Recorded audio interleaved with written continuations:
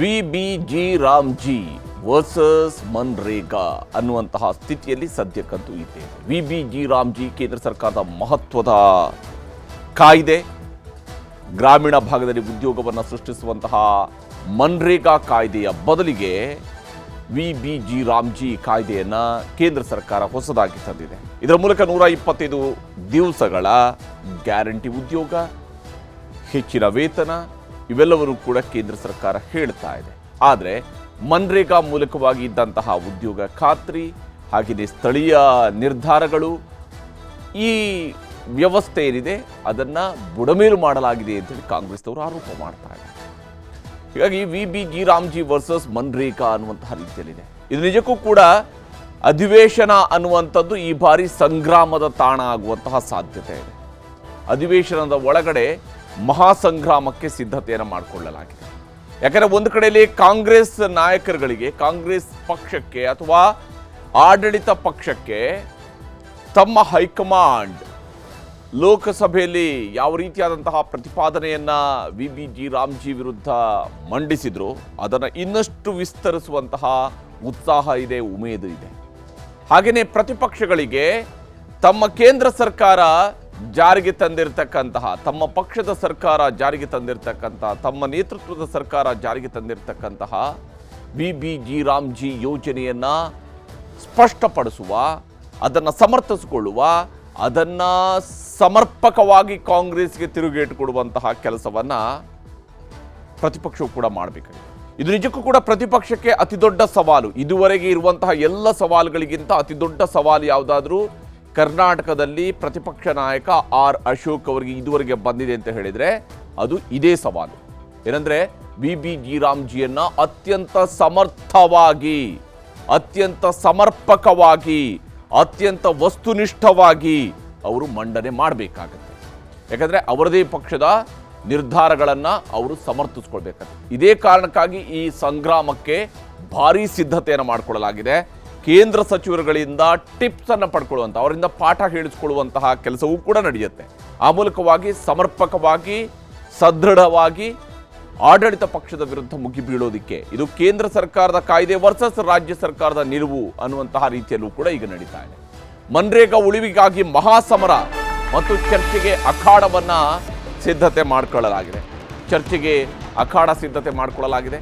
ನಾಳೆಯಿಂದ 5 ದಿನಗಳ ವಿಧಾನಮಂಡಲ ಅಧಿವೇಶನ ಶುರುವಾಗ್ತಾ ಇದೆ. ವರ್ಷದ ಮೊದಲ ಅಧಿವೇಶನ ಆಗಿರೋದ್ರಿಂದಾಗಿ ರಾಜ್ಯಪಾಲರ ಭಾಷಣದೊಂದಿಗೆ ಅಧಿವೇಶನ ಶುರುವಾಗುತ್ತೆ. ಆದರೆ ರಾಜ್ಯಪಾಲರ ಭಾಷಣದ ಮೇಲಿನ ವಂದನಾ ನಿರ್ಣಯದ ಅಂಗೀಕಾರಕ್ಕೆ ಮುಂಚಿತವಾಗಿ 2 ದಿನಗಳ ವಿಶೇಷ ಚರ್ಚೆ ವಿಬಿಜಿ ರಾಮ್ಜಿ ವಿಚಾರದಲ್ಲಿ ನಡೆಯುತ್ತೆ. ವಿಬಿಜಿ ರಾಮ್ಜಿ ವಿರುದ್ಧ ಜನಾಂದೋಲನಕ್ಕೂ ಕೂಡ ಕಾಂಗ್ರೆಸ್ ಮುನ್ನುಡಿಯನ್ನು ಬರಿತಾ ಇದೆ. ಇದು ಅಕ್ಷರಶಃ ಅತಿ ದೊಡ್ಡ ಸಮರ. ಯಾಕೆ ಅಂತ ಹೇಳ್ತೀವಿ, ಇನ್ನೂ ಒಂದು ಕಾರಣ ಇದೆ ಇದರಲ್ಲಿ. ಬಹಳ ಮುಖ್ಯವಾಗಿ ಈಗಾಗಲೇ ಪಂಜಾಬ್ ಸರ್ಕಾರ ಇದರ ವಿರುದ್ಧ ನಿರ್ಣಯವನ್ನು ಕೈಗೊಂಡಿದೆ ವಿಬಿಜಿ ರಾಮ್ಜಿ ವಿರುದ್ಧ. ಆದರೆ ಅಲ್ಲಿ ಬಿಜೆಪಿಗೆ ಹೇಳಿಕೊಳ್ಳುವಂತಹ ಮಹಾಶಕ್ತಿ ಏನೂ ಇಲ್ಲ. ಅಥವಾ ತಮಿಳುನಾಡು ಸರ್ಕಾರವೋ ಅಥವಾ ಕೇರಳ ಸರ್ಕಾರವೋ ಇಂತಹ ನಿಲುವುಗಳನ್ನು ಅಂಗೀಕಾರ ಮಾಡಿಕೊಂಡ್ರೆ ಅವರ ವಿಧಾನಮಂಡಲ ಅಧಿವೇಶನಗಳಲ್ಲಿ ಇದರ ಬಗ್ಗೆ ಬಹಳ ದೊಡ್ಡದಾದಂತಹ ವಿರೋಧ ವ್ಯಕ್ತವಾಗೋದಕ್ಕೆ ಅವಕಾಶಗಳಿಲ್ಲ. ಅದೆಲ್ಲವೂ ಕೂಡ ಒನ್ ಸೈಡೆಡ್ ಆಗುವಂತಹ ನಿರ್ಧಾರಗಳನ್ನು, ಒನ್ ಸೈಡೆಡ್ ಆಗಿರ್ತಕ್ಕಂತಹ ಚರ್ಚೆಗಳಿಗೆ ಮಾತ್ರ ಸೀಮಿತ ಆಗುತ್ತೆ. ಆದರೆ ಕರ್ನಾಟಕ ಅಸೆಂಬ್ಲಿ ಆ ರೀತಿಯಾಗಲ್ಲ. ಕರ್ನಾಟಕದಲ್ಲಿ ಬಿಜೆಪಿಗೆ ಅತಿ ದೊಡ್ಡ ಪಾಲು ಕೂಡ ಇದೆ. ಬಿಜೆಪಿ ಈ ವಿಚಾರದಲ್ಲಿ ಹೇಗೆ ತನ್ನ ಸರ್ಕಾರವನ್ನು, ಕೇಂದ್ರ ಸರ್ಕಾರವನ್ನು ಸಮರ್ಥವಾಗಿ ಸಮರ್ಥಿಸಿಕೊಳ್ಳುತ್ತೆ ಅನ್ನುವಂಥದ್ದು ಕೂಡ ಅಷ್ಟೇ ಮುಖ್ಯ. ಅದು ಈ ಬಾರಿ ಆರ್ ಅಶೋಕ್ ಅವರಿಗೆ, ಆರ್ ಅಶೋಕ್ ಅವರು ಪ್ರತಿಪಕ್ಷ ನಾಯಕರಾದ ಮೇಲೆ ಇದು ಆ್ಯಕ್ಚುಲಿ ಅವರಿಗೆ ಇರುವಂತಹ ಅತಿ ದೊಡ್ಡ ಸವಾಲು. ಅತಿ ದೊಡ್ಡದಾದಂತಹ ಸವಾಲೇನಾದರೂ ಅಶೋಕ್ ಅವರಿಗೆ ಬಂದಿದ್ರೆ ಅದು ಈ ಬಾರಿಯ ಅಧಿವೇಶನದಲ್ಲಿ ಹೇಗೆ ಸರ್ಕಾರವನ್ನು ಅವರು ಇಕ್ಕಟ್ಟಿಗೆ ಸಿಲುಕಿಸ್ತಾರೆ, ಸರ್ಕಾರದ ಬಾಯಿ ಮುಚ್ಚಿಸುವಂಥ ಪ್ರಯತ್ನವನ್ನು ಮಾಡ್ತಾರೆ. ಸರ್ಕಾರದ ಈ ನಿರ್ಣಯವನ್ನೇನು ಸರ್ಕಾರ ಅಂಗೀಕಾರ ಮಾಡ್ಬೋದು ಬಹುಮತದ ಆಧಾರದಲ್ಲಿ, ಆದರೆ ಆ ನಿರ್ಣಯದ ಲೋಪಗಳನ್ನು ಹೇಗೆ ಎತ್ತಿ ಹಿಡಿತಾರೆ ಇದು ಬಹಳ ಮುಖ್ಯ ಆಗಿದೆ ಅವ್ರಿಗೂ ಕೂಡ. ಹೀಗಾಗಿನೇ ಮನ್ರೇಗಾದ ಅಧಿವೇಶನ ನಡೀತಾ ಇದೆ. ಮನ್ರೇಗಾ ಉಳಿವಿಗಾಗಿ ಕರ್ನಾಟಕದಿಂದಲೇ ಕಾಂಗ್ರೆಸ್ ಹೋರಾಟಕ್ಕೆ ಸಜ್ಜಾಗಿರುವಂಥದ್ದು. ಎಐಸಿಸಿ ಅಧ್ಯಕ್ಷರ ತವರು ರಾಜ್ಯ, ಎಐಸಿಸಿ ಅಧ್ಯಕ್ಷರು ಹೇಳಿದ್ದಾರೆ ಮನ್ರೇಗಾವನ್ನು ಕಿತ್ತು ಹಾಕಿದರೆ ಕಾಂಗ್ರೆಸ್ನವರು ಯಾಕೆ ಮಾತನಾಡ್ತಾ ಇಲ್ಲ ಅಂತ ಹೇಳಿ. ಯಾವಾಗ ಖರ್ಗೆ ಅವರು ಆ ಮಾತನ್ನು ಹೇಳಿದ್ರು ಅದಾದ ನಂತರ ಕಾಂಗ್ರೆಸ್ನ ಜಿಲ್ಲಾ ಘಟಕಗಳು ಆಕ್ಟಿವ್ ಆಗಿದ್ದಾವೆ. ವಿಬಿಜಿ ರಾಮ್ಜಿ ವಿರುದ್ಧ ಖಂಡನಾ ನಿರ್ಣಯ ಪಾಸ್ ಮಾಡೋದಕ್ಕೆ ವಿಶೇಷ ಅಧಿವೇಶನವನ್ನು ಕರೆಯಲಾಗಿದೆ. ಈ ಅಧಿವೇಶನದ ಅವಧಿಯಲ್ಲೇ 2 ದಿವಸಗಳ ಕಾಲ ವಿಶೇಷವಾಗಿ ವಿಬಿಜಿ ರಾಮ್ಜಿ ವಿಚಾರದಲ್ಲಿನೇ ಚರ್ಚೆಗಳು ನಡೆಯುವಂಥದ್ದಿದ್ದಾವೆ. ಆ ಚರ್ಚೆಯ ಸಂದರ್ಭದಲ್ಲಿನೇ ಸರ್ಕಾರ ಪ್ರತಿಪಕ್ಷಗಳ ಮೇಲೆ ಅಥವಾ ಕೇಂದ್ರ ಸರ್ಕಾರದ ವಿರುದ್ಧ ಅಥವಾ ವಿಬಿಜಿ ರಾಮ್ಜಿ ವಿರುದ್ಧ ಎಲ್ಲ ಸ್ವರೂಪಗಳಲ್ಲೂ ಕೂಡ ಸಕಲ ಅಸ್ತ್ರಗಳೊಂದಿಗೆ ಕಾಂಗ್ರೆಸ್ ಸಿದ್ಧವಾಗಿರುತ್ತೆ ಈ ಅಧಿವೇಶನದಲ್ಲಿ. ಯಾಕಂದರೆ ಇದು ಈ 2 ದಿವಸಗಳ ಮೀಸಲು ಇಟ್ಟಿರ್ತಕ್ಕಂಥ ಅಧಿವೇಶನದ ಸಂದರ್ಭದಲ್ಲಿ ಹೇಗೆ ಕಾಂಗ್ರೆಸ್ ಈ ವಿಚಾರಗಳನ್ನು ತೆಗೆದುಕೊಂಡು ಹೋಗುತ್ತೆ ಅನ್ನೋದನ್ನು ಬಹಳ ಕುತೂಹಲದಿಂದ ನೋಡಬೇಕಾಗಿದೆ. ನಾಳೆಯಿಂದ 5 ದಿನಗಳ ವಿಶೇಷ ಅಧಿವೇಶನ, ನಾಳೆ ರಾಜ್ಯಪಾಲರ ಭಾಷಣವೂ ಕೂಡ ನಡೆಯುವಂಥದ್ದಿದೆ. ರಾಜ್ಯಪಾಲರು ಸದನವನ್ನು, ಉಭಯ ಸದನಗಳನ್ನು ಉದ್ದೇಶಿಸಿ ವರ್ಷದ ಮೊದಲ ಅಧಿವೇಶನ ಆಗಿರೋದ್ರಿಂದಾಗಿ ರಾಜ್ಯಪಾಲರ ಭಾಷಣದೊಂದಿಗೆ ಇದು ಆರಂಭ ಆಗಬೇಕು. ಜನವರಿ 23ರಿಂದ ವಿಬಿಜಿ ರಾಮ್ಜಿ ಕುರಿತಾದ ಚರ್ಚೆಗೆ ಅವಕಾಶವನ್ನು ಕಲ್ಪಿಸಲಾಗುತ್ತೆ. ವಿಬಿಜಿ ರಾಮ್ಜಿ ಬಗ್ಗೆ ವಿಶೇಷವಾದಂತಹ ಚರ್ಚೆಗಳನ್ನು ನಡೆಸಲಾಗುತ್ತೆ. ಚರ್ಚೆಯ ಬಳಿಕ ವಿಬಿಜಿ ರಾಮ್ಜಿ ವಿರುದ್ಧ ಖಂಡನಾ ನಿರ್ಣಯವನ್ನು ಅಂಗೀಕಾರ ಮಾಡಲಾಗುತ್ತೆ. ಶಾಸನ ಸಭೆಯೊಳಗಡೆ ಖಂಡನಾ ನಿರ್ಣಯವನ್ನು ಅಂಗೀಕಾರ ಮಾಡ್ತಾರೆ. ಅಲ್ಲಿ ಬಹುಮತ ಇದೆ ಸರ್ಕಾರಕ್ಕೆ, ಖಂಡನಾ ನಿರ್ಣಯವನ್ನು ಅವರು ಅಂಗೀಕಾರ ಮಾಡಿಕೊಳ್ಳಬಹುದು. ಹಾಗೆ ಅಂಗೀಕಾರ ಮಾಡುವಂಥದ್ದು ಉಭಯ ಸದನಗಳಲ್ಲೂ ಕೂಡ ಖಂಡನಾ ನಿರ್ಣಯವನ್ನು ಅಂಗೀಕರಿಸಿಕೊಳ್ಳೋದಕ್ಕೆ ಸರ್ಕಾರ ಈಗ ಪ್ಲಾನನ್ನು ಮಾಡಿಕೊಂಡಿದೆ. ಈ ಮೂಲಕ ಒಂದು ಸಾಂವಿಧಾನಿಕವಾಗಿರ್ತಕ್ಕಂತಹ ಹೋರಾಟವನ್ನು ರೂಪಿಸುವಂಥದ್ದು, ರಾಜ್ಯದ ಜನರ ಹಿತಾಸಕ್ತಿ ಕಾಪಾಡೋದಕ್ಕಾಗಿ ಸರ್ಕಾರ ಸೂಕ್ತ ನಿರ್ಧಾರಗಳನ್ನು ಕೈಗೊಳ್ತಾ ಇದೆ ಅನ್ನುವಂಥ ಸಮಜಾಯಿಷಿಯನ್ನು ಇಲ್ಲಿ ಕೊಡುತ್ತೆ ರಾಜ್ಯ ಸರ್ಕಾರ. ಆ ನಿಟ್ಟಿನಲ್ಲಿ ರಾಜ್ಯ ಸರ್ಕಾರ ಎಲ್ಲ ತಯಾರಿಗಳನ್ನು ಮಾಡಿಕೊಂಡಿದೆ. ಕೇಂದ್ರ ಸರ್ಕಾರದ ಮೇಲೆ ಒತ್ತಡ ಹೇರೋದಕ್ಕಾಗಿ ಸಾಂವಿಧಾನಿಕ ಅಸ್ತ್ರದ ಪ್ರಯೋಗವೂ ಕೂಡ ಈ ಮೂಲಕ ಆಗತ್ತೆ. ಸಾಂವಿಧಾನಿಕವಾದಂತಹ ಅಸ್ತ್ರ ಸದನದ ಮೂಲಕವಾಗಿಯೇ ಖಂಡನಾ ನಿರ್ಣಯವನ್ನು ಅಂಗೀಕಾರ ಮಾಡೋದ್ರ ಮೂಲಕ ಕೇಂದ್ರ ಸರ್ಕಾರದ ಈ ಯೋಜನೆಯನ್ನು, ಈ ಕಾಯ್ದೆಯನ್ನು ಕರ್ನಾಟಕದಲ್ಲಿ ನಾವು ವಿರೋಧಿಸ್ತಾ ಇದ್ದೀವಿ ಅನ್ನುವಂತಹ ರೆಸಲ್ಯೂಷನನ್ನು ಪಾಸ್ ಮಾಡ್ಕೊಳ್ಬಹುದು. ಸಹಜವಾಗಿಯೇ ಸಿದ್ದರಾಮಯ್ಯನವರು ಇಂತಹ ಅಸ್ತ್ರಗಳು ಸಿಕ್ಕಾಗ ಬಹಳ ಜೋಶ್ನಲ್ಲಿ ಮಾತನಾಡುವಂಥ ಸಾಧ್ಯತೆ ಇದೆ. ಅವರು ಇದಕ್ಕೆ ಬಹಳ ವ್ಯವಸ್ಥಿತವಾದಂಥ ತಯಾರಿಗಳನ್ನು ಮಾಡ್ಕೊಂಡಿರ್ತಾರೆ. ಮತ್ತು ವಿಶೇಷವಾಗಿ ಇದು ಗ್ರಾಮೀಣಾಭಿವೃದ್ಧಿ ಸಚಿವರ ಇಲಾಖೆಯ ವಿಚಾರಗಳೂ ಕೂಡ ಒಳಗೊಳ್ಳುವುದರಿಂದಾಗಿ, ಹಾಗೆಯೇ ಕೃಷಿ ಇಲಾಖೆ ವಿಚಾರಗಳು ಒಳಗೊಳ್ಳುವುದರಿಂದಾಗಿ ಅವರುಗಳು ಇದರ ಬಗ್ಗೆ ಹೇಗೆಲ್ಲ ಮಾತನಾಡ್ತಾರೆ ಆ ಸಚಿವರುಗಳು ಅನ್ನೋದು ಕೂಡ ನೋಡಬೇಕು. ಇನ್ನು ಸದನ ಕರೆದಿರೋದ್ರ ಬಗ್ಗೆ, ಅಧಿವೇಶನದ ಬಗ್ಗೆ ಸ್ಪೀಕರ್ UT ಖಾದರ್ ಅವರು ಮಾತನಾಡಿದ್ದಾರೆ, ತೋರಿಸ್ತೀನಿ. ನಮಗೇನಿದೆ, ಸದನದ ಅಧಿವೇಶನ ಏನು ಇವತ್ತು ನಡೀತದ ಅದನ್ನು ಸಮಾಧಾನ ಮತ್ತು ಸೌಹಾರ್ದತೆಯಿಂದ ಚೆನ್ನಾಗಿ ಅದನ್ನು ನಡೆಸಬೇಕು. ಅದಕ್ಕೇನೆಲ್ಲ ಬೇಕಾ ಆ ರೀತಿ ಎಲ್ಲ ಪ್ರಯತ್ನವನ್ನು ಮತ್ತು ಆ ಒಂದು ಅದರ ನೇತೃತ್ವ ವಹಿಸ್ತೇನೆ. ಹೀಗೆ ಸ್ಪೀಕರ್ ಅವರು ರೆಡಿಯಾಗಿದ್ದಾರೆ. ಅವ್ರಿಗೇನು, ಸ್ಪೀಕರ್ ಅವರು ಸರ್ಕಾರ ಅಧಿವೇಶನಕ್ಕೆ ತೀರ್ಮಾನವನ್ನು ಕೈಗೊಳ್ಳುತ್ತೆ, ಅದರ ಆಧಾರದ ಮೇಲೆ ಬರುವಂತಹ ಕಲಾಪವನ್ನು ನಡೆಸಬೇಕಾಗತ್ತೆ, ಅವರ ಕಾರ್ಯಸೂಚಿಯನ್ನು ನಡೆಸಬೇಕಾಗತ್ತೆ. ಆದರೆ ಈಗ ಸಂಗ್ರಾಮಕ್ಕೆ ಪ್ರತಿಪಕ್ಷವೂ ಕೂಡ ಅಷ್ಟೇ ಸಿದ್ಧತೆ ಮಾಡಿಕೊಳ್ತಾ ಇದೆ. ವಿಶೇಷವಾಗಿ ಮನ್ರೇಗಾ ಮತ್ತು ವಿಬಿಜಿ ರಾಮ್ಜಿ ಬಗ್ಗೆ ನಾವು ಒಮ್ಮೆ ಗಮನಿಸಬೇಕು. ಇಲ್ಲಿರುವಂಥದ್ದು ಇದು ಗ್ರಾಮೀಣ ಉದ್ಯೋಗ ಖಾತ್ರಿ. ಇಲ್ಲಿ 100 ದಿವಸಗಳ ಉದ್ಯೋಗ ಖಾತ್ರಿ ಇದೆ, ಅಲ್ಲಿ 125 ದಿವಸಗಳ ಉದ್ಯೋಗ ಖಾತ್ರಿ ಇದೆ. ವಿಬಿಜಿ ರಾಮ್ಜಿಯಲ್ಲಿ 125 ದಿವಸಗಳ ಉದ್ಯೋಗ ಖಾತ್ರಿ ಇದೆ. ಹೀಗಾಗಿ ಮೇಲ್ನೋಟಕ್ಕೆ ಇಲ್ಲಿ ಕೂಲಿ ಮತ್ತು ಒಟ್ಟು ಉದ್ಯೋಗದ ದಿನಗಳನ್ನು ಗಮನಿಸಿದಾಗ ವಿಬಿಜಿ ರಾಮ್ಜಿ ಬಹಳ ಮಹತ್ವವನ್ನು ಪಡ್ಕೊಳ್ಳುತ್ತೆ. ಇಲ್ಲಿ 250 ರೂಪಾಯಿಯ ದಿನಗೂಲಿ ಇದ್ದರೆ ಇಲ್ಲಿ 400 ರೂಪಾಯಿಯ ದಿನಗೂಲಿ ಸಿಗುತ್ತೆ, 125 ದಿವಸಗಳ ಕೆಲಸ ಸಿಗುತ್ತೆ. ಆದರೆ ಇದರ ನಂತರ ಬರ್ತಕ್ಕಂತಹ ವಿಚಾರಗಳಿಗೆ ಬಂದಾಗ ಇಲ್ಲಿ 100% ಖರ್ಚು ಕೇಂದ್ರ ಸರ್ಕಾರದ್ದು. ಕೇಂದ್ರ ಸರ್ಕಾರನೇ ಹಣಕಾಸುಗಳನ್ನು ಭರಿಸಬೇಕಾಗುತ್ತೆ. ರಾಜ್ಯ ಸರ್ಕಾರದ ಮೇಲೆ ಹಣಕಾಸಿನ ಭಾರ ಇರೋದಿಲ್ಲ, ಹಣಕಾಸಿನ ಹೊಣೆಗಾರಿಕೆ ರಾಜ್ಯ ಸರ್ಕಾರದ ಮೇಲೆ ಇರೋದಿಲ್ಲ. ಇದು ಕೇಂದ್ರ ಸರ್ಕಾರ ಭರಿಸಬೇಕಾಗುತ್ತೆ. ಇದು ಕೇವಲ ಕರ್ನಾಟಕಕ್ಕೆ ಮಾತ್ರ ಅನ್ವಯ ಆಗಲ್ಲ, ಇಡೀ ದೇಶದಲ್ಲಿ ಇರುವಂತಹ ಯೋಜನೆ. 100% ಕೇಂದ್ರ ಸರ್ಕಾರ ಇದಕ್ಕೆ ಹಣಕಾಸು ನಿರ್ವಹಣೆಯನ್ನು ಮಾಡಿಸ್ತಾ ಇತ್ತು. ಆದರೆ ಇಲ್ಲಿ ವಿಬಿಜಿ ರಾಮ್ಜಿಯಲ್ಲಿ ಈಗ 40% ಹೊಣೆ ರಾಜ್ಯ ಸರ್ಕಾರದ್ದಾದರೆ 60% ಕೇಂದ್ರ ಸರ್ಕಾರದ ಪಾಲಿರುತ್ತೆ. ಕೇಂದ್ರ ಸರ್ಕಾರದ ಸಿಂಹಪಾಲು ಹೌದು ಅಂತೇಳಿ ಆದರೂ ಕೂಡ 40% ಹೊಣೆಗಾರಿಕೆ, 40% ಖರ್ಚಿನ ಹೊಣೆಗಾರಿಕೆ ರಾಜ್ಯ ಸರ್ಕಾರಗಳ ಮೇಲೆ ಬರುತ್ತೆ. ಅಂದರೆ ರಾಜ್ಯ ಸರ್ಕಾರಗಳ ಮೇಲೆ ಹಣಕಾಸಿನ ಭಾರ ಜಾಸ್ತಿ ಆಗುತ್ತೆ. ರಾಜ್ಯದ ಯೋಜನೆಗಳಿಗೆ ಮೀಸಲಿಡಬೇಕಾದಂತಹ ಹಣದಲ್ಲಿ ಒಂದು ಪಾಲನೆ ಈಗ ವಿಬಿಜಿ ರಾಮ್ಜಿಗೆ ಮೀಸಲಿಡಬೇಕಾದಂತಹ ಅನಿವಾರ್ಯತೆ ರಾಜ್ಯಗಳಿಗೆ ಸೃಷ್ಟಿಯಾಗುತ್ತೆ. ಇನ್ನು ಗುಡ್ಡಗಾಡು ರಾಜ್ಯಗಳ ಖರ್ಚುಗಳನ್ನು 100% ಮನ್ರೇಗಾ ಭರಿಸ್ತಾ ಇತ್ತು.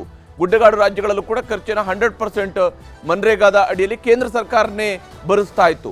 ಆದರೆ ಗುಡ್ಡಗಾಡು ರಾಜ್ಯಗಳ 90% ವೆಚ್ಚವನ್ನು ಮಾತ್ರ ಈಗ ವಿಬಿಜಿ ರಾಮ್ಜಿ ಮೂಲಕ ಕೇಂದ್ರ ಸರ್ಕಾರ ಭರಿಸುತ್ತೆ. ಅಂದರೆ ಗುಡ್ಡಗಾಡು ರಾಜ್ಯಗಳು ಕೂಡ 10% ಅವರು ಬಳಸಬೇಕು.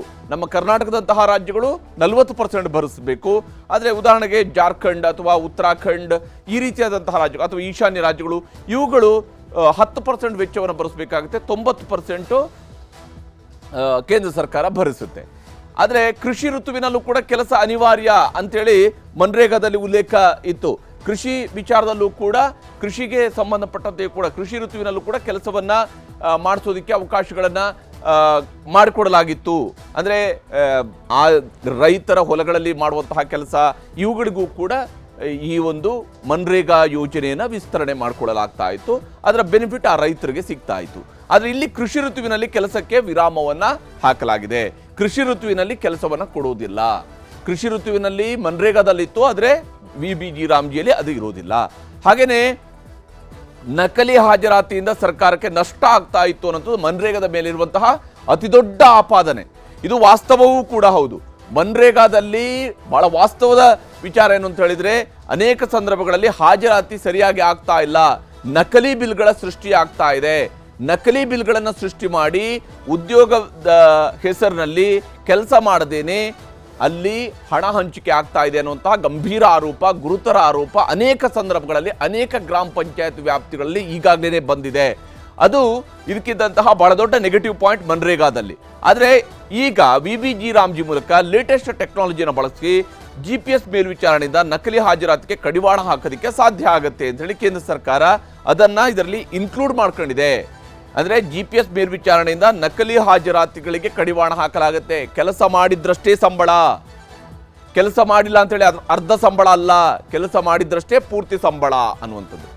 ಇನ್ನು ಪಂಚಾಯತಿ ಮಟ್ಟದಲ್ಲಿ ಕೌಶಲ್ಯ ಇಲ್ಲದ ಉದ್ಯೋಗಗಳಿಗೆ ಮನ್ರೇಗಾದಲ್ಲಿ ಆದ್ಯತೆಯನ್ನು ಕೊಡಲಾಗಿತ್ತು. ಕೌಶಲ್ಯವಿಲ್ಲದ ಉದ್ಯೋಗ ಅಂದರೆ ರಸ್ತೆ ಕಾಮಗಾರಿಗಳಿರ್ಬೋದು ಅಥವಾ ಚರಂಡಿ ಕಾಮಗಾರಿ ಇರ್ಬೋದು, ತೋಟಗಳಲ್ಲಿ ಗುಂಡಿ ಅಗಿಸುವಂಥದ್ದು ಇರ್ಬೋದು, ಈ ರೀತಿಯಾದಂತಹ ಒಂದು ಅಗೆಯುವಂಥ ಕೆಲಸ ಇರ್ಬೋದು, ಇಂಥವುಗಳಿಗೆ ಬಳಕೆ ಆಗ್ತಿತ್ತು ಮನ್ರೇಗಾ. ಆದರೆ ಇಲ್ಲಿ ನೀರಾವರಿ ಮೂಲಸೌಕರ್ಯ ಅಂದರೆ ನಿರ್ದಿಷ್ಟ ಯೋಜನೆಗಳನ್ನು ನಿಗದಿಪಡಿಸಿಕೊಳ್ಳಲಾಗಿದೆ. ನೀರಾವರಿ ಯೋಜನೆಗಳು, ಮೂಲಸೌಕರ್ಯ ಯೋಜನೆಗಳು ಇಂಥವುಗಳಿಗೆ ಬಳಕೆ ಆಗುತ್ತೆ VBG ರಾಮ್ಜಿ ಅಂತೇಳಿ. ಇಲ್ಲಿ ಯೋಜನೆ ನಿರ್ವಹಣೆಗೆ ಯಾವುದೇ ರೀತಿಯಾದಂತಹ ಮಂಡಳಿಯನ್ನು ರಚನೆ ಮಾಡಿರಲಿಲ್ಲ ಮನ್ರೇಗಾದಲ್ಲಿ. ಆದರೆ VBG ರಾಮ್ಜಿಯಲ್ಲಿ ಯೋಜನೆ ನಿರ್ವಹಣೆಗೆ ಪ್ರತ್ಯೇಕ ಮಂಡಳಿಯನ್ನು ಸ್ಥಾಪನೆ ಮಾಡಲಾಗುತ್ತೆ.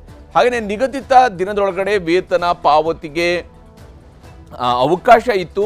ಆದರೆ ಅದಕ್ಕೆ ನಿರ್ದಿಷ್ಟ ದಿನ ಅನ್ನುವಂಥದ್ದನ್ನು ನಿಗದಿ ಮಾಡಿರಲಿಲ್ಲ. ಆದರೆ ಇಲ್ಲಿ ವೇತನ ಪಾವತಿಗೆ 7 ಅಥವಾ 15 ದಿನದ ನಿಗದಿ ಮಾಡಲಾಗಿದೆ. ಅಷ್ಟು ದಿವಸದ ಒಳಗಡೆನೆ ವೇತನ ಪಾವತಿ ಆಗಲೇಬೇಕು ಅನ್ನುವಂಥದ್ದನ್ನು ಹೇಳಲಾಗಿದೆ.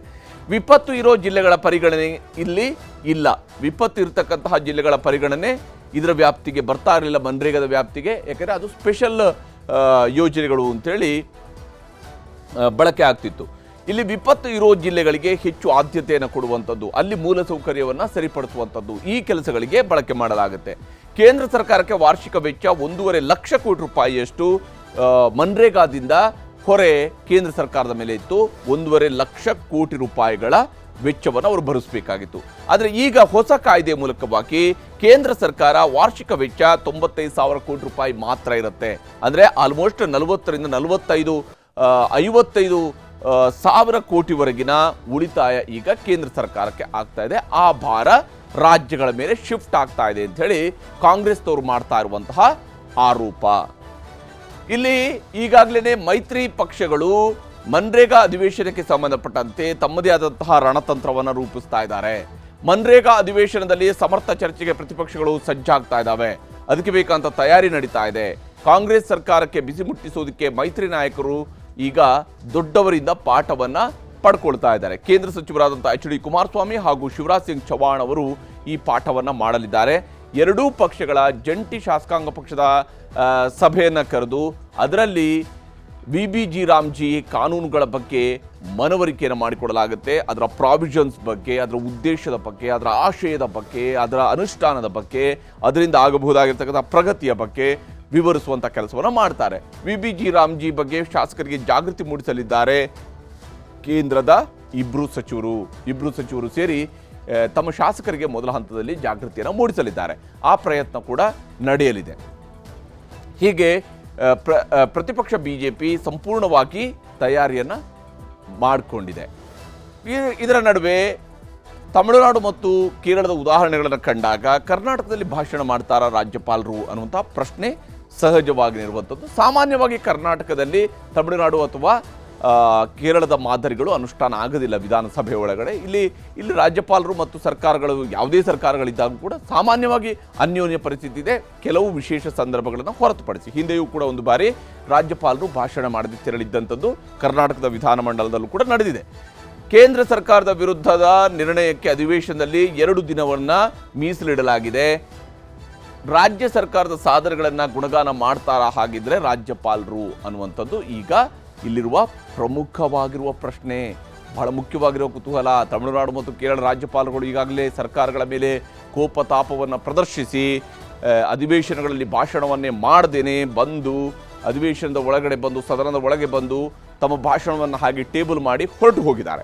ಹೀಗಾಗಿ ಕರ್ನಾಟಕದಲ್ಲಿ ನಾಳೆ ರಾಜ್ಯಪಾಲ ಥಾವರ್ಚಂದ್ ಗೆಹ್ಲೋಟ್ ಅವರ ಭಾಷಣದ ಬಗ್ಗೆ ಕುತೂಹಲ ಇದ್ದೇ ಇದೆ. ಥಾವರ್ಚಂದ್ ಗೆಹ್ಲೋಟ್ ಅವರು ಏನು ಮಾಡ್ತಾರೆ, ಅವರು ಭಾಷಣ ಮಾಡ್ತಾರಾ ಮಾಡೋದಿಲ್ವಾ ಅಂತ ಹೇಳಿ ಒಂದು ಕುತೂಹಲ ಇದ್ದೇ ಇದೆ. ಯಾಕಂದರೆ ಪ್ರತಿಪಕ್ಷದವರು ಮನವಿ ಮಾಡಿಕೊಂಡಿದ್ದಾರೆ ರಾಜ್ಯಪಾಲರಿಗೆ, ದಯವಿಟ್ಟು ತಾವು ಭಾಷಣ ಓದಬೇಡಿ ಅಂತ ಹೇಳಿದ್ದಾರೆ. ಅಶೋಕ್ ಅವ್ರ ಮಾತು ನಿಮ್ಗೆ ತೋರಿಸ್ತೀನಿ. ಗವರ್ನರ್ಗೂ ವಿನಂತಿ ಮಾಡ್ತೀರಿ, ನಾವು ಕೇಂದ್ರ ಸರ್ಕಾರವನ್ನು ತೆಗಳಿಕೆ ಮಾಡುವಂಥ ಈ ಥರದ ಒಂದು ಹೇಳಿಕೆಗಳು ಏನಿದೆ ಅದನ್ನು ತಾವು ದಯವಿಟ್ಟು ಓದಬಾರ್ದು. ಯಾಕೆಂದರೆ ರಾಜ್ಯ ಸರ್ಕಾರ ತಪ್ಪು ದಾರಿಗೆ ಹೋಗ್ತಾ ಇದೆ. ಅದನ್ನು ಕಿವಿ ಹಿಂಡಿ ಬುದ್ಧಿ ಹೇಳುವಂಥ ಅಧಿಕಾರ ಗವರ್ನರ್ಗೆ ಇದ್ದೇ ಇದೆ. ಅದರಿಂದ ಅವರಿಗೆ ಕಿವಿ ಹಿಂಡಿ ಬುದ್ಧಿ ಹೇಳಿ ಸರಿಯಾದ ಮಾರ್ಗದಲ್ಲಿ ಹೋಗೋವಂಥದ್ದಕ್ಕೆ ಗವರ್ನರ್ ಅವರು ಅವರಿಗೆ ಕ್ಲಾಸ್ ತಗೊಬೇಕು ಅನ್ನೋದು ನಾನು ವಿನಂತಿಯನ್ನು ಮಾಡ್ತೀನಿ. ಆದರೆ ಇದು ಕೇವಲ ವಿನಂತಿಗೆ ಸೀಮಿತ ಆಗುತ್ತಾ? ನಾಳೆ ರಾಜ್ಯಪಾಲರು ಸದನದ ಒಳಗಡೆ ಪ್ರವೇಶ ಮಾಡಿದಾಗ ಪ್ರತಿಪಕ್ಷ ಯಾವ ಸ್ವರೂಪದಲ್ಲಿ ರಾಜ್ಯಪಾಲರ ಭಾಷಣಕ್ಕೆ ಸಂಬಂಧಪಟ್ಟಂತೆ ಅವರು ತಮ್ಮ ನಿಲುವನ್ನು ಪ್ರದರ್ಶಿಸ್ತಾರೆ, ಅದಕ್ಕೆ ಹೇಗೆ ರಾಜ್ಯಪಾಲರು ಸ್ಪಂದಿಸ್ತಾರೆ ಅಂತೇಳಿ ನೋಡಬೇಕಾಗಿದೆ. ಹೀಗಾಗಿ ರಾಜ್ಯಪಾಲರ ಭಾಷಣವೂ ಕೂಡ ಈ ಬಾರಿ ಕುತೂಹಲವನ್ನು ಮೂಡಿಸಿರುವಂಥದ್ದು. ಸರ್ಕಾರ ನಡೆಸಿ ಅಂತೇಳಿ ಜನ ಓಟ್ ಹಾಕಿ ಕಳಿಸಿದರೆ ಇವರು ಅಧಿಕಾರ ನಮ್ಮ ಹತ್ರನಾ ನಿಮ್ಮ ಹತ್ರನಾ ಅಂತ ಹೇಳೋದರ ಕಚ್ಚಾಟದಲ್ಲಿ ಬಿಸಿಯಾಗಿದ್ದಾರೆ. ಕಾಂಗ್ರೆಸ್ನಲ್ಲಿ ನಿಂತೇ ಇಲ್ಲ CM ಕುರ್ಚಿಯ ಕಂಪನ. ಕಾಂಗ್ರೆಸ್ನಲ್ಲಿದ್ದು ಕೂಡ CM ಕುರ್ಚಿಯ ಕಂಪನ ನಿಂತೇ ಇಲ್ಲ. ಸಿದ್ದರಾಮಯ್ಯವರು ಒಂದು ಕಡೆ ಬಜೆಟ್ ತಯಾರಿ ಮಾಡ್ತಾ ಇದ್ದಾರೆ, ಶಿವಕುಮಾರ್ ಒಂದು ಕಡೆಯಲ್ಲಿ ದಾವೋಸ್ ಪ್ರವಾಸದಲ್ಲಿದ್ದಾರೆ.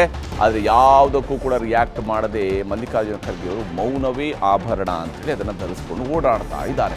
ಯಾಕಂದರೆ ಅಂತಿಮವಾಗಿ ಮಲ್ಲಿಕಾರ್ಜುನ ಖರ್ಗೆ ಅವರ ನಿರ್ಣಯ, ಅವರ ನಿರ್ಧಾರ, ಅವರ ಪಕ್ಷದ ನಿರ್ಧಾರ ಅದು ಜನಕ್ಕೆ ಗೊತ್ತಾಗಬೇಕಾಗಿದೆ. ನಿಜಕ್ಕೂ ರಾಜ್ಯದಲ್ಲಿ ನಡೀತಾ ಇರುವಂಥ ಒಂದು ಶಾಸಕರ ಬಾಯಿಗೆ ಕಂಪ್ಲೀಟ್ ಆದಂತಹ ಬೀಗ ಹಾಕಿಸ್ಬೇಕು. ಇಲ್ಲ, ನೀವ್ಯಾರು ಮಾತಾಡುವ ಹಾಗೆ ಇಲ್ಲ, ನಾವು ನಿರ್ಧಾರ ಕೈಗೊಳ್ತೀವಿ, ಅಲ್ಲಿ ತನಕ ನೀವು ಸುಮ್ಮನೆ ನಿಮಗೆ ಕೊಟ್ಟಿರೋ ಕೆಲಸ ಏನು, ನಿಮ್ಮ ಜವಾಬ್ದಾರಿಗಳಿಂದ ಹೋಗಿ ಕೆಲಸ ಮಾಡಿ. ಒಂದು ವೇಳೆ ಇನ್ನೊಂದು ಅಕ್ಷರ ನೀವು ಮಾತಾಡಿದ್ರಿ ಅಂದರೆ ನಿಮ್ಮ ಮೇಲೆ ಕ್ರಮ ಆಗುತ್ತೆ ಅನ್ನುವಂತಹ ಸೂಚನೆಯನ್ನಾದರೂ ಹೈಕಮಾಂಡ್ ಕೊಡಬೇಕಾಗಿತ್ತು. ಅದು ಆಗ್ತಾ ಇಲ್ಲ. ಶಾಸಕರು ಅವ್ರ ಪಾಡಿಗೆ ಮಾತಾಡ್ತಾ ಇದ್ದಾರೆ, ಸಚಿವರುಗಳು ಅವರ ಪಾಡಿಗೆ ಮಾತಾಡ್ತಾ ಇದ್ದಾರೆ, ಸರ್ಕಾರ ಅದರ ಪಾಡಿಗೆ ಅದು ಓಡ್ತಾ ಇದೆ. ಎಲ್ಲಿಗೆ ಓಡ್ತಾ ಇದೆ ಅನ್ನುವಂಥದ್ದೇ ಪ್ರಶ್ನೆ ಇರುವಂಥದ್ದು. ಇಲ್ಲಿ ಕುರ್ಚಿಯ ಕಂಪನ ಇನ್ನೂ ಕೂಡ ನಿಲ್ತಾ ಇಲ್ಲ. ಕಾಂಗ್ರೆಸ್ನಲ್ಲಿ ಕುರ್ಚಿ ಸಸ್ಪೆನ್ಸ್ಗೆ ಬೀಳ್ತಾ ಇಲ್ಲ ಇನ್ನೂ ಕೂಡ ತೆರೆ. ನಿಜಕ್ಕೂ ರಾಜ್ಯದಲ್ಲಿ ಅಧಿಕಾರ ಬದಲಾವಣೆ ಆಗುತ್ತಾ, ಬದಲಾವಣೆ ಆಗೋದಿಲ್ವಾ? ಈ ಪ್ರಶ್ನೆಗೆ ಉತ್ತರವನ್ನು ಇದುವರೆಗೆ ಹುಡುಕೋದಕ್ಕೂ ಕೂಡ ಇವ್ರಿಗೆ ಯಾರಿಗೂ ಸಾಧ್ಯ ಆಗ್ತಿಲ್ಲ. ಒಂದೊಂದು ಕ್ಯಾಂಪ್ನವರು ಒಂದೊಂದು ವಿಶ್ವಾಸದಲ್ಲಿ ಇದ್ದಾರೆ. ಒಂದೆಡೆ ಸೈಲೆಂಟ್ ಗೇಮ್ ಮೊರೆ ಹೋಗಿದ್ದಾರೆ DCM DK ಶಿವಕುಮಾರ್ ಅವರು. ಕಾಲದ ಮೇಲೆ ಅವರು ಭಾರ ಹಾಕಿ ಕುಳಿತಿದ್ದಾರೆ. ಹಾಗಾಗಿ ಕಾಲದ ಮೇಲೆ ಭಾರ ಹಾಕಿ ಬಹಳ ನೆಮ್ಮದಿಯಿಂದ ದಾವೋಸ್ ಕಡೆಗೆ ಹಾರಿದ್ದಾರೆ. ಮತ್ತೊಂದೆಡೆ ಸರ್ಕಾರಕ್ಕೆ 1000 ದಿನ ತುಂಬಿದಾಗ ಸಿದ್ದರಾಮಯ್ಯನವರು ಶಕ್ತಿ ಪ್ರದರ್ಶನವನ್ನು, ಅದು ಸರ್ಕಾರದ ಸಾಧನ ಸಮಾವೇಶ ಆದರೂ ಕೂಡ ಅದು ಸಿದ್ದರಾಮಯ್ಯನವರ ಶಕ್ತಿ ಪ್ರದರ್ಶನ. ಯಾಕೆಂದರೆ ಇದು ಆಯೋಜನೆಗೊಳ್ತಾ ಇರುವ ಜಾಗ ಇದೆಯಲ್ಲ, ಅದು ಕೂಡ ಬಹಳ ಮಹತ್ವದ್ದಾಗಿದೆ. ಹಾವೇರಿ ಜಿಲ್ಲೆಯಲ್ಲಿ ಈ ಬಾರಿ ಸಂಘಟನೆ ಸಾಧನಾ ಸಮಾವೇಶ ನಡೀತಾ ಇದೆ. ಬಹಳ ದೊಡ್ಡ ಸಂಖ್ಯೆಯಲ್ಲಿ ಜನರನ್ನು ಸೇರಿಸಬೇಕು ಅನ್ನೋ ಉದ್ದೇಶ ಇದೆ. ಹಾವೇರಿಯಲ್ಲಿ ಸಾಧನಾ ಸಮಾವೇಶ ಅಂತ ಹೇಳಿದಾಗಲೇ 10 ಸಂದೇಶಗಳ ರವಾನೆ ಆಗಬಹುದು. ಮತ್ತೊಂದು ಕಡೆಯಲ್ಲಿ ದಕ್ಷಿಣ ರಾಜ್ಯಗಳ ಮುಖ್ಯಮಂತ್ರಿಗಳ ಸಭೆ ಸೇರಿಸುವುದಕ್ಕೂ ಕೂಡ ಸಿದ್ದರಾಮಯ್ಯನವರು ಪ್ಲಾನನ್ನು ಮಾಡ್ಕೊಂಡಿದ್ದಾರೆ. ವಿಶೇಷವಾಗಿ ಕೇಂದ್ರ ಸರ್ಕಾರದ ವಿರುದ್ಧದ ಹೋರಾಟಕ್ಕೆ ಸಿದ್ದರಾಮಯ್ಯನವರು ನಾಯಕತ್ವವನ್ನು ವಹಿಸಿಕೊಳ್ಳುವುದು. ಯಾಕಂದರೆ ಅದಕ್ಕೆ ಒಂದು ಅಜೆಂಡಾವನ್ನು ಅವರು ಹೇಳ್ತಿದ್ದಾರೆ, ಮನ್ರೇಗಾದಂತಹ ಅಜೆಂಡಾವನ್ನು ಹೇಳ್ತಿದ್ದಾರೆ, ಕ್ಷೇತ್ರ ಪುನರ್ವಿಂಗಡಣೆಯಂತಹ ಅಜೆಂಡಾವನ್ನು ಅವರು ಸೇರಿಸ್ತಾ ಇದ್ದಾರೆ. ಹೀಗಾಗಿ ಅಧಿಕಾರ, ತ್ಯಾಗ, ತಾಳ್ಮೆಯ ಮಾತಾಡ್ತಾ ಇದ್ದಾರೆ DK ಸುರೇಶ್. ಒಬ್ಬೊಬ್ಬರದ್ದು ಒಂದೊಂದು ರೀತಿಯಂಥ ಅಜೆಂಡಾ ಇಲ್ಲಿರುವಂಥದ್ದು ಸ್ಪಷ್ಟವಾಗಿ ಗೋಚರಿಸ್ತಾ ಇದೆ. ಹೀಗಾಗಿ ಮುಖ್ಯಮಂತ್ರಿ ಕುರ್ಚಿ ಕಂಪನ ನಡೀತಾ ಇದೆ. ಇದರ ನಡುವೆ ಶಿವಕುಮಾರ್ ಅವರ ಆಪ್ತರ ಸಭೆ ರದ್ದಾಗಿದೆ. ಡಿ.ಕೆ. ಶಿವಕುಮಾರ್ಗೆ ಸಿಎಂ ಪಟ್ಟಕ್ಕಾಗಿ ಆಪ್ತರು ಬ್ಯಾಟಿಂಗ್ ಅನ್ನ ಮಾಡ್ತಾ ಇದ್ದಾರೆ. ಆದರೆ ಹೀಗೆ ಬ್ಯಾಟಿಂಗ್ ಮಾಡ್ತಾ ಇರುವಂಥವರು ಹೈಕಮಾಂಡ್ ಮೇಲೆ ಒತ್ತಡ ಹೇರೋದಕ್ಕೆ ಸಜ್ಜಾಗಿದ್ದಾರೆ. ಹೈಕಮಾಂಡ್ ಮೇಲೆ ಒತ್ತಡವನ್ನು ಹೇರಬೇಕು ಅಂತೇಳಿ ಸಜ್ಜಾಗ್ತಾ ಇದ್ದಾರೆ. ಆದರೆ ಇವ್ರು ಏನೇ ಸಜ್ಜಾದರೂ ಕೂಡ ಒಂದು ಕಡೆಯಲ್ಲಿ ಶಿವಕುಮಾರ್ ಅವ್ರಿಗೇ ರಾಹುಲ್ ಗಾಂಧಿ ಅವ್ರನ್ನ ಭೇಟಿಯಾಗೋದಕ್ಕೆ ನೇರವಾಗಿ ಭೇಟಿಯಾಗೋದಕ್ಕೆ ಅವಕಾಶ ಸಿಕ್ಕಿಲ್ಲ. ಇವ್ರುಗಳು ಒಂದು ವೇಳೆ ಹೈಕಮಾಂಡ್ ಭೇಟಿಯಾಗಿ ಸಿದ್ಧತೆ ಮಾಡಿದ್ರು ಕೂಡ ಯಾರನ್ನ ಹೋಗಿ ಭೇಟಿ ಮಾಡ್ತಾರೆ? ಇದು ಬಹಳ ಕುತೂಹಲ ಇರತಕ್ಕಂತಹ ಪ್ರಶ್ನೆ. ದೆಹಲಿಯಿಂದ ಬಂದ ಕೂಡಲೇ ಬೆಂಬಲಿಗರ ಸಭೆಯನ್ನು ರದ್ದು ಮಾಡಿಸಿದ್ದಾರೆ ಶಿವಕುಮಾರ್ ಅವರು. ಯಾವುದೇ ಕಾರಣಕ್ಕಾಗಿ ಕೂಡ ನೀವು ಸಭೆ ಮಾಡಬಾರ್ದು ಅಂತೇಳಿ ಸೂಚನೆ ಕೊಟ್ಟಿದ್ದಾರೆ. ಹೈಕಮಾಂಡ್ನಿಂದ ಸಕಾರಾತ್ಮಕ ಸ್ಪಂದನೆ ಸಿಗ್ತಾ ಇದೆ ಅನ್ನುವಂಥದ್ದು ಶಿವಕುಮಾರ್ ಅವರು ಅಂದಾಜಿಸಿರ್ತಕ್ಕಂತಹ ಹೈಕಮಾಂಡ್ನ ಪಲ್ಸ್ ಅದು. ಸದ್ಯಕ್ಕೆ ಯಾವುದೇ ಸಭೆ ಬಹಿರಂಗ ಹೇಳಿಕೆಗಳು ಬೇಡ ಅಂತ ಅವ್ರು ಹೇಳ್ತಿದ್ದಾರೆ. ಆದರೆ ಅವರ ಬೆಂಬಲಿಗ ಶಾಸಕರು ಯಾರು ಕೂಡ ಸುಮ್ಮನೆ ಕೂರ್ತಾ ಇಲ್ಲ. ಅಧಿವೇಶನ ಸಂದರ್ಭದಲ್ಲಿ ತಪ್ಪು ಸಂದೇಶ ಹೋಗುತ್ತೆ ಅಂತೇಳಿ ಪಕ್ಷದ ರಾಜ್ಯಾಧ್ಯಕ್ಷರೂ ಆಗಿದ್ದುಕೊಂಡು ಶಿವಕುಮಾರ್ ಅವರು ಹೇಳ್ತಾ ಇದ್ದಾರೆ. ಬೆಂಬಲಿಗ ಶಾಸಕರಿಗೆ ಸಲಹೆ ನೀಡಿ ದಾವೋಸ್ಗೆ ಶಿವಕುಮಾರ್ ಅವರು ತೆರಳಿದ್ದಾರೆ. ಅವರು ಆ ಕಡೆ ಫ್ಲೈಟ್ ಹತ್ತಿದ್ದಂತೆ ಮೊದಲು ಅವರ ತಮ್ಮ ಮಾತಾಡಿದರು, ಆಮೇಲೆ ಅವರ ಆಪ್ತರು ಮಾತಾಡೋಕ್ಕೆ ಶುರು ಮಾಡಿದ್ದಾರೆ. ಸಭೆ ಮಾಡದಂತೆ ಆಪ್ತ ಶಾಸಕರಿಗೆ ಖಡಕ್ ಸೂಚನೆಯನ್ನು ಶಿವಕುಮಾರ್ ಅವರು ಈಗಾಗಲೇ ಕೊಟ್ಟಿದ್ದಾರೆ. ಇವೆಲ್ಲವೂ ಕೂಡ ಒಂದಾದ ಮೇಲೆ ಒಂದು ನಡೀತಾ ಇದೆ. ಸಭೆ ಮಾತ್ರ ರದ್ದಾಗಿದೆ, ಮಾತುಕತೆ ಮುಂದುವರೆದಿದೆ. ಹಾಗಿದ್ರೂ ಡಿ.ಕೆ. ಶಿವಕುಮಾರ್ಗೆ ಸಿಎಂ ಪಟ್ಟ ಸಿಗಬೇಕು ಅಂತ ಹೇಳಿ ಆಪ್ತರು ತಮ್ಮ ಬ್ಯಾಟಿಂಗನ್ನು ಮುಂದುವರಿಸ್ತಾ ಇದ್ದಾರೆ. ಇವೆಲ್ಲವೂ ಕೂಡ ನಡೀತಾ ಇದೆ. ಹೈಕಮಾಂಡ್ ಮೇಲೆ ಒತ್ತಡವನ್ನು ಹೇರೋದಕ್ಕೆ ಕೂಡ ಸಿದ್ಧತೆಯನ್ನು ಮಾಡಿಕೊಂಡಿರುವಂಥದ್ದು. ಇವೆಲ್ಲವೂ ಒಂದು ಭಾಗ. ಒಂದು ಕಡೆಯಲ್ಲಿ ಈ ಎಲ್ಲ ಬೆಳವಣಿಗೆಗಳು ನಡೀತಾ ಇದೆ. ಹೀಗೆ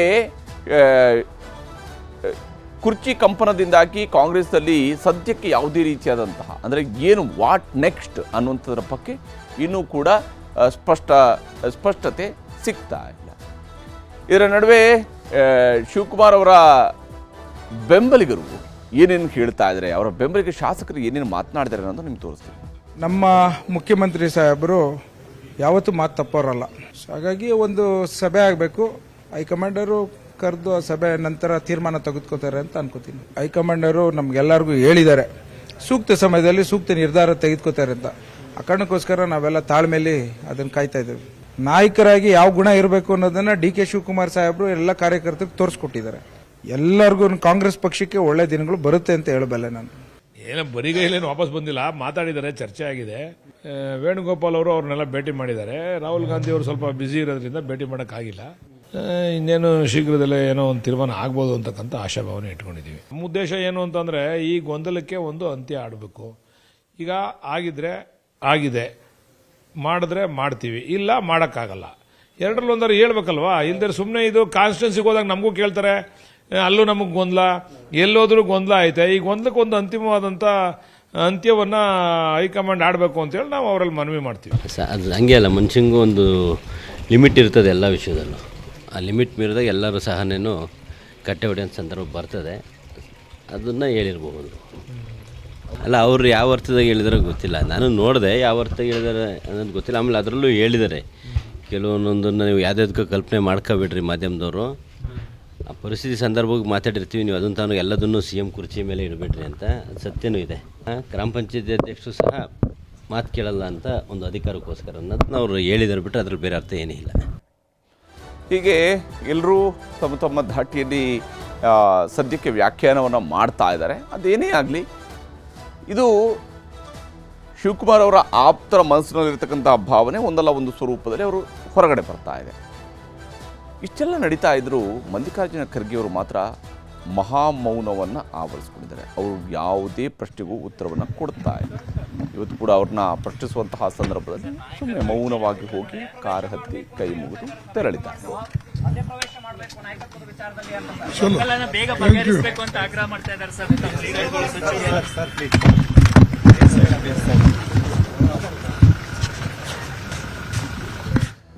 ಅಲ್ಲಿಗೆ ಮೌನವೇ ಸದ್ಯಕ್ಕೆ ಮಲ್ಲಿಕಾರ್ಜುನ ಖರ್ಗೆ ಅವರ ಸಂದೇಶ. ರಾಜ್ಯದಲ್ಲಿ ಮುಗಿಯದ ಬೇಗುದಿ. ಇದು ಕಾಂಗ್ರೆಸ್ಸಿನ ಮನೆ ಒಳಗಡೆ ನಡೀತಾ ಇರುವಂತಹ ವಾಸ್ತವ ಸ್ಥಿತಿ.